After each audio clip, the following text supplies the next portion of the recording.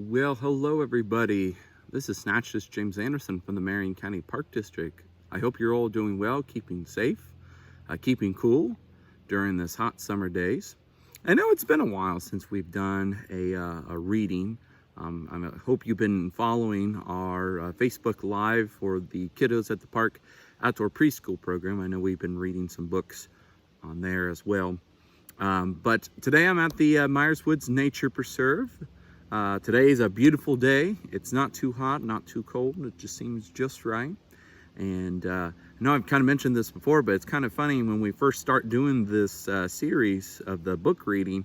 I think it was about March, early April.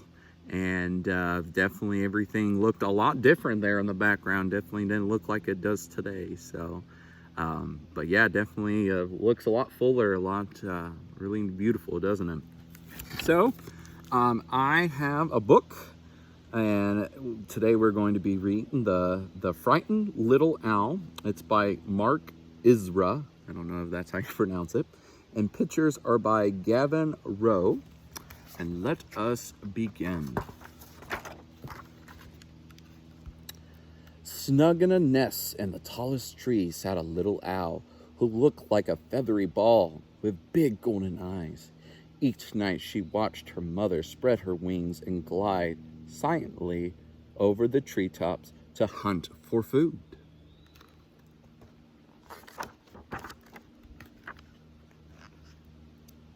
Little Owl always felt alone and afraid as she waited for her mother to come home. All she could hear outside the nest was the rustling of branches and the howling of wind. The world seemed a cold and frightening place. Little Owl tugged at the soft lining of the nest with her beak and wrapped it closely around her. It made her feel safe.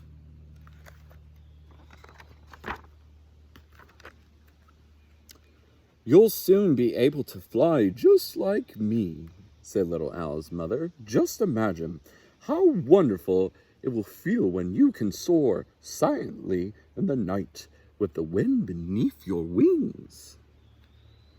"But I don't want to fly," cried Little Owl. "It's scary out there. I just want to stay here in my nest forever." And she nestled down in the hole again.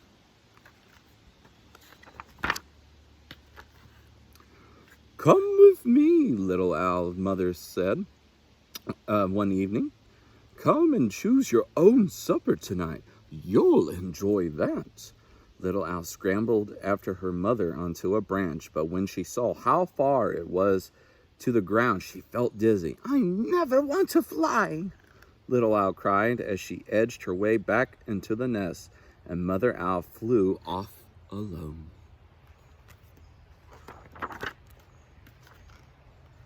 Little Owl snuggled down and waited for her supper. Outside in the woods, the sun set and the moon came out, and Little Owl began to feel hungry, but there was no sign of her mother. Surely she should have been back by now.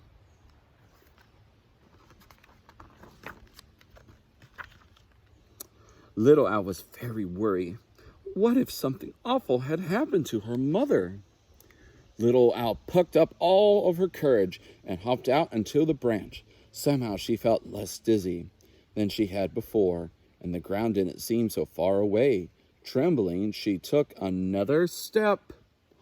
Wonder what's going to happen. And at that moment, a terrific gust of wind sprung up.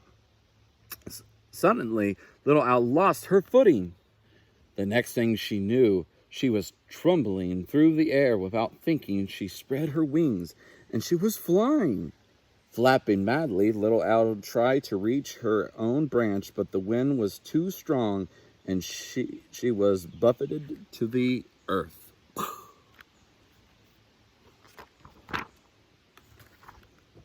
"Ouch!" cried Little Owl as she hit the ground. "Well, that wasn't bad for a beginner," said a voice nearby. "Why don't you try again?" Little Owl looked up and saw a young fawn. "I don't want to fly," cried Little Owl. "I want my mother. She's flown away, And I am scared that she won't come back." "I bet she will," said the fawn. If you listen, you'll hear her. And sure enough, from far away across the trees, Little Owl heard a familiar sound. Coo! Coo!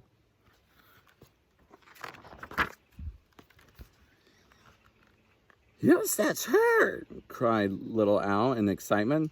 Saying goodbye to the fawn, she ran and flapped across the glade. Mother, mother, cried Little Owl, and before she knew it, she was flying. Well done, the fawn called out as Little Owl rose higher and higher into the air.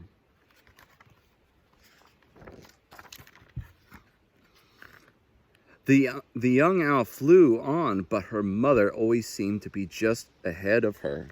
Mother, mother, sobbed Little Owl, wait for me, don't fly off again. She began to feel she would never catch up.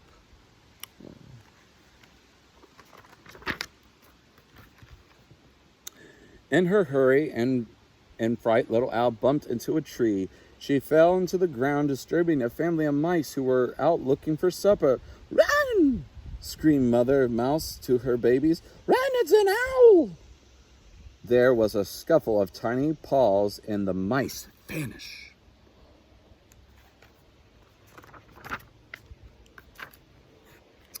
It was very quiet in the woods now, and Little Owl felt dreadfully alone. She gave a small sob. Perhaps her mother had gone away forever. Mother! She shrieked. Where are you? Oh, I'm right here, said a familiar voice above Little Owl's head. You didn't really think I would leave you, did you? I've been watching over you all the time, hoping you would fly. And now you can. Well done, Little Owl. And Little Owl blinked. Yes, she could fly. And she gave a hoot of delight and spread her wings and flew around and around the glade. She dipped and soared towards the morning sky. Her mother was right. Flying was wonderful. The end. All right. Well, boys and girls, I hope you enjoyed that story. So again, another reminder, again, the Kiddos at the Park preschool program, the virtual version, will again be on Fridays at 10 o'clock. And we'll be doing it on the Marion Tallgrass Trail Facebook live on that page. So if you've got friends or family or any little ones that really want to learn about nature, it's a really cool program that we've created. So, all right, guys, well, have fun, be safe, but most of all, go out and explore your Marion County parks. I'm Naturalist James Anderson, and I'll see you next time reading out in nature. Goodbye.